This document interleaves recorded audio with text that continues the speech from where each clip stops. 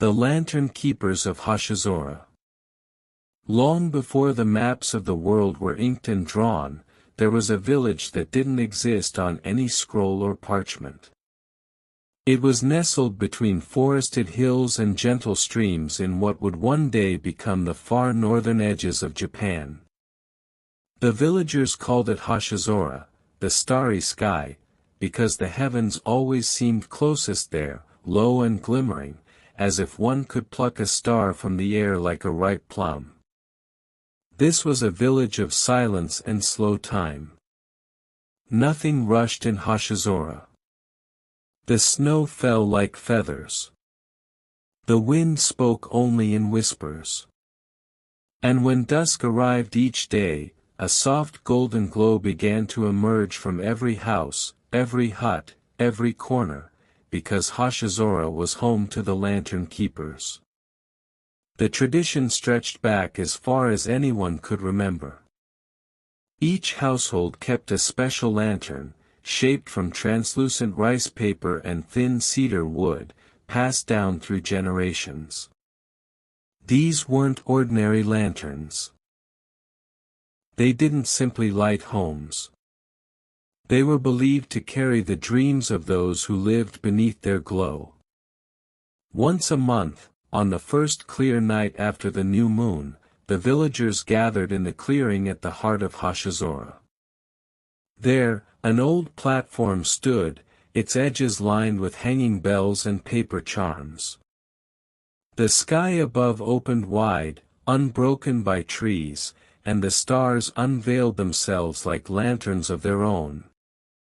Tonight was such a night. Snow crunched gently underfoot as the people arrived in hushed tones. Wrapped in thick robes and woven scarves, they carried their lanterns with both hands, as one would carry a cradle or a cup of water in the desert. The light within each was different, some golden, some soft blue, others flickering like the last embers of a fire. The keeper of the ceremony, an old woman named Now, stood at the center of the platform. Her hair was silver and braided with sprigs of dried plum blossom. In her hands, she held the oldest lantern in the village.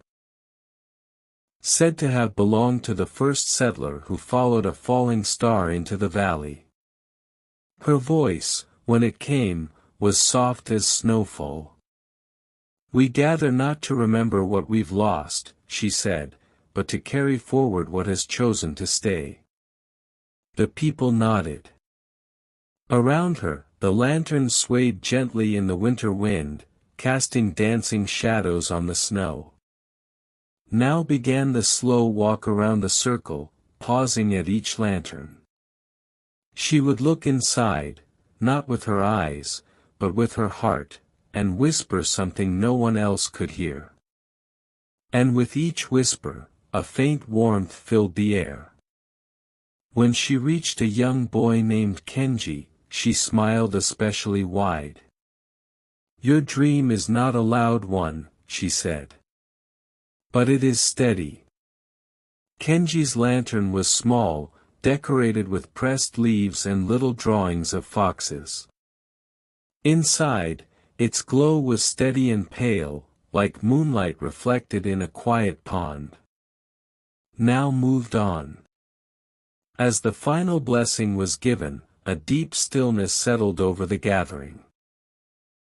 And then, in one movement, the people released their lanterns into the sky. Each one rose slowly, lifted by the heated air within, trembling as it broke from the hands that had carried it. Soon, dozens of lanterns floated upward, rising like soft stars, joining the real ones above. They moved silently, each carrying the quiet hope of a soul below. Kenji watched his the longest.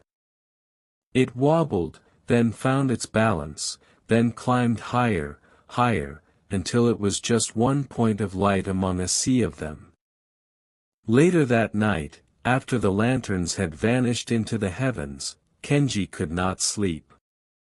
His bed was warm, the straw mat soft, but his heart was still up there, somewhere with his little glowing fox lantern.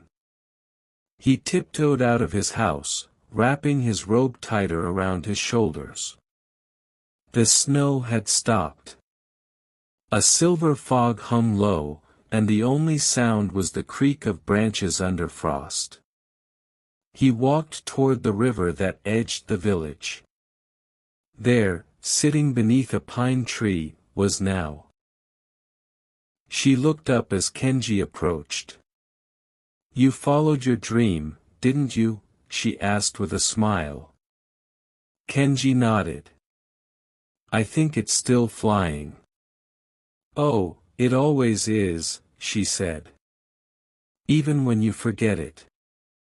They sat together quietly, listening to the river. Somewhere in the fog, an owl called once, then fell silent again. Now reached into her robe and pulled out something wrapped in old cloth. She handed it to Kenji.